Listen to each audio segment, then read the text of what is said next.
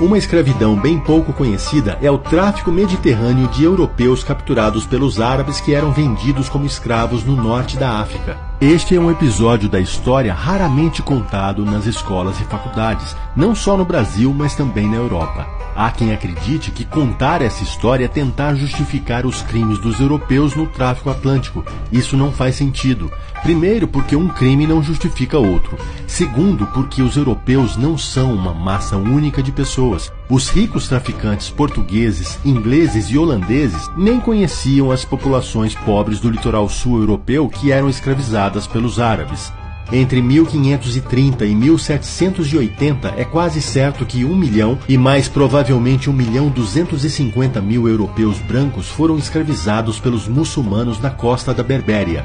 Todos podiam ver a desolação das costas da Espanha, França e Itália graças a esses corsários, as praias devastadas, as ilhas abandonadas, as casas reduzidas a cinzas, os pescadores deixando tudo para trás. Impressiona como não temos a mais vaga ideia de toda a magnitude do tráfico de escravos brancos europeus. E o pior é que isso acontecia ao mesmo tempo em que ocorria o comércio de escravos africanos, para o qual foram direcionados muito mais estudos.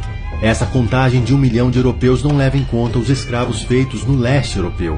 Grécia, Albânia, Romênia, Bulgária, Hungria, Croácia e Sérvia, bem como partes da Ucrânia e da Rússia, estavam sob domínio otomano, e suas populações foram escravizadas pelos árabes otomanos, não pelos corsários que partiam do norte da África. Embora esses traficantes árabes sejam tratados como corsários, seus ataques não eram práticas particulares ou individuais, eram verdadeiras operações militares com intenções geopolíticas. Eles se reuniam em enormes frotas para participar de ações coordenadas. Em 1544, a ilha italiana de Ischia foi atacada e 4.000 pessoas levadas como escravas para a África. O mesmo ocorreu em uma ilha na costa da Sicília e em Creta. A remoção de populações inteiras de ilhas no Mediterrâneo demonstrava que aquele mar pertencia aos muçulmanos.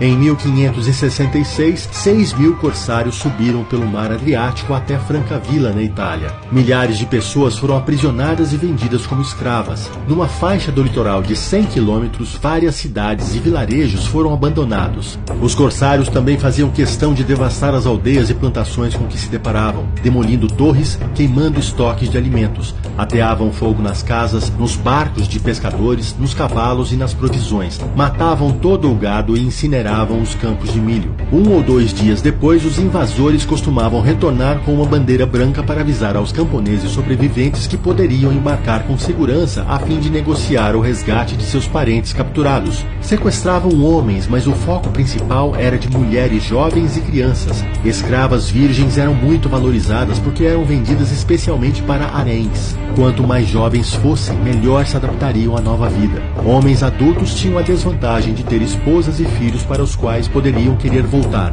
Uma criança de 8 ou 9 anos dificilmente tentaria escapar e não encontraria o caminho de volta de centenas de quilômetros até o próprio país. Os corsários que partiam da costa berbere também costumavam deter navios europeus ou americanos e tomar a tripulação como escrava. Miguel de Cervantes, autor de Dom Quixote, foi soldado na juventude. Depois de lutar contra os turcos na Grécia, seu navio foi atacado por corsários árabes. Toda a tripulação foi vendida como escrava em Argel. Cervantes só foi libertado 5 anos depois, quando sua família pagou o resgate. O tráfico mediterrâneo só terminou em 1816, quando uma frota de navios ingleses e holandeses partiu para Argel e iniciou um forte bombardeio contra a marinha argelina, forçando a assinatura de um tratado que encerrava esse tráfico.